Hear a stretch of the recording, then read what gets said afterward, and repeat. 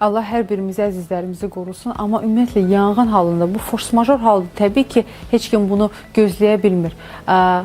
Ən təcili anda nələr etməliyik və nələri heç bir halda etməməliyik. Eyni zamanda da bəzən belə hallar olur ki, bizim gündəlik öyrəşdiyimiz, rutinimizə çevrilən hərəkətlərimiz sadəcə fikir verməsək belə ani şəkildə hansısa yanğına və partlayışa səbəb ola bilir.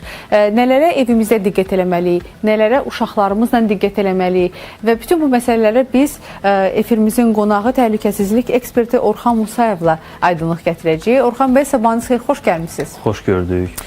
İstəyərdik elə onunla başlayaq ki, fikrinizcə yanğına səbəb olan ən əsas belə deyək, səbəblər nələrdir ki, biz gündəlik həyatımızda fikir vermirik, amma belə deyək ki, üzbəyüz yaşayırıq təhlükə ilə hər an? Son günlər ölkəmizdə baş verən yanğın hadisələri bir daha yanğın təhlükəsizliyi tədbirlərinin gücləndirilməsinə zəmin yaradır. Belə ki, yanğın təhlükəsizliyi tədbirləri çərçivəsində öncədən görülmüş hazırlıq işlərinin xüsusi əhəmiyyəti vardır.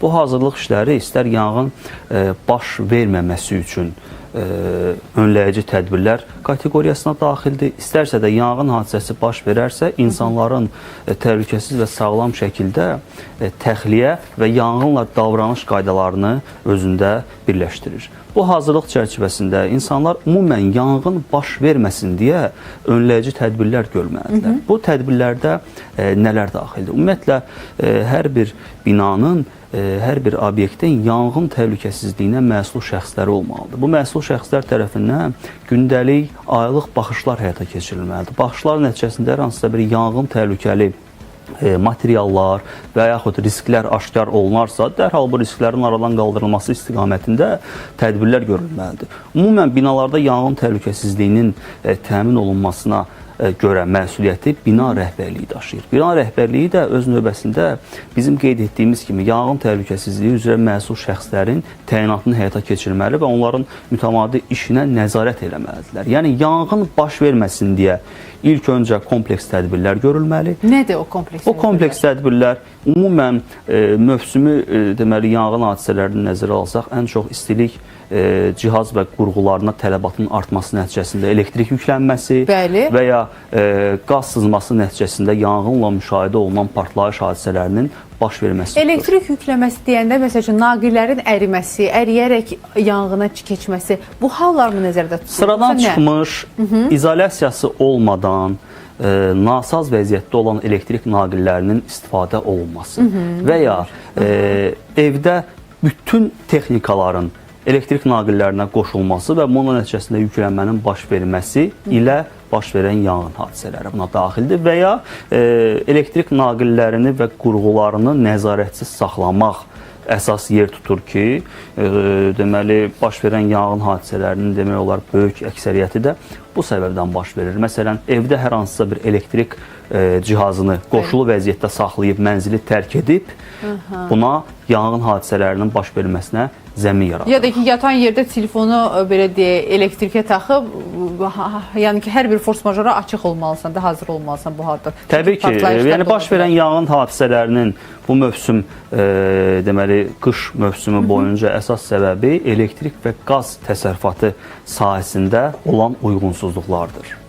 Bəs, Orxan bəy, yanğın oldu deyək ki, insan evdədir. İlk olaraq nə etməliyik? Məsələn, kimsə deyir ki, məsələn, çıxmaq istəyirlər. Adicə, Heydər Mirzə videonu çəkib paylaşmışdı ki, bu son günlərdə paylaşan, baş verən yanğında ki, qapını açır ki, bloka çıxsın, blok tüstüdür, heç yeri gedə bilməz, o zəhəri udmaq olmaz. Eyni zamanda liftə binmək olar mı? Pəncərəni açmaq lazım mı? Yoxsa gözləmək lazım mütəxəssislərin gəlməyini? Bu haqda məlumat verər. Yanğın və istərsə digər fövqəladə hadisələrə hazırlığın xüsusi əhəmiyyəti vardır. Belə ki, bizim əsas məqsədimiz yanğın baş verməsin deyə önləyici tədbirləri görmək olmalıdır. Lakin yanğın baş verdikdən sonra da minimum zərərlə qurtulmaq üçün görülməli olan müəyyən tədbirlər var. Bu tədbirlər nədən ibarətdir? Sizin qeyd etdiyiniz kimi, yanğın hadisələri zamanı liftdən istifadə qəti qadağandır.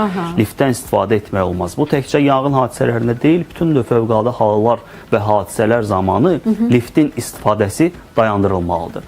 Bundan əlavə, yanğın hadisələrinə hazırlıq çərçivəsində əsas məsələ yanğın hadisəsi baş verdikdə təhlükəsiz və sağlam şəkildə təxliyə olunmaqdır. Necə onu eləyir? Təbii ki, bu təxliyə məlumat verərdiniz. məsələləri təkcə insanın özündən deyil, Aha. mümbit şəraitdən asılıdır. Yəni insan məskun olduğu həmən binada, obyektdə Bəli. təxliyə yolları olmalıdır. Yəni təxliyə yolları olmalıdır ki, yanğın və digər fövqəladə hallar zamanı insanlar təxliyə oluna bilsinlər. Deyək ki, yoxdur. Bax, bu adam evdədir, yoxdur təxliyə yolları. Ya da ki, bu komendant yoxdur. Necə çıxsın ki, zəhərlənməsin? Çünki alovdan daha çox o qazın, belə deyək, tüstünün onu zəhərləmə ehtimalı daha böyükdür. Ötən günlər binada baş verən hadisə Bəli. həqiqətən də onu göstərdi ki, insanlar doğru düzgün təxliyə oluna bilmədilər. Aha. Bunun da səbəbi ondan qaynaqlanırdı ki, binanın blokunda kifayət qədər tüstü var idi və bu tüstü özü-özlüyündə insanı zəhərləyə bilərdi. Necə ki, bir çox insanlar artıq tüstüdən zəhərləndilər. Bəs necə Bəzi çıxsınlar? hallarda insanlar mənzildə dayanmaq mövqeyini seçdilər ki, bu da ən doğru və düzgün qərar oldu. Orxan bəy, bizim vaxtımız çox azdır, 1 dəqiqəmiz var. Ona görə bizə konkret belə life hack deyin. Məsəl üçün, əgər hər yer tüstüdürsə, adicə bir əskini yaş eləyib burununa tutub çıxa bilərmi? İnsanlar ilk öncə təxliyə olunmağı düşünməlidirlər. Necə? Əgər təxliyə olunmaq mümkündürsə, mənzili pləkanlarla tərk edib Aha. binadan çıxmaq lazımdır. Liftdən istifadə qəti qadağandır. Yox, əgər təxliyə olunmaq mümkün deyilsə, Bəli. mənzildə gözləyib müvafiq dövlət qurumlarının köməyini çağırmaq lazımdır. Qapılar bağlı, qapılar pəncərələr- bağlı, Aha. mümkünsə qapıların kənarlarına nə məskilər qoyulmalı, Aha, parçalar bax, qoyulmalıdır ki, məsələ. mənzilə tüstünün daxil olması ləngisin, uzansın. Bundan əlavə olaraq mənzildə təxliyə gözləyərkən aşağı istiqamətdə uzanmaq tövsiyə olunur. Çünki tüstü yığıntısı əsasən ilk öncə yuxarılara doğru yığıldığına görə bununla bağlı insan müəyyən qədər vaxt qazana bilər. Təşəkkür edirik Orxan bəy. Tək ki, heç vaxt belə bir səbəblərimiz olmasın, amma ən azından biz bütün bu məsələləri bilməliyik. Əziz tamaşaçılarımız, efirimizin qonağı təhlükəsizlik eksperti Orxan Musayev idi. Bizim isə bugünlük efirimiz sona çatır. Gününüz, həftəniz uğurlu olsun. Hələlik.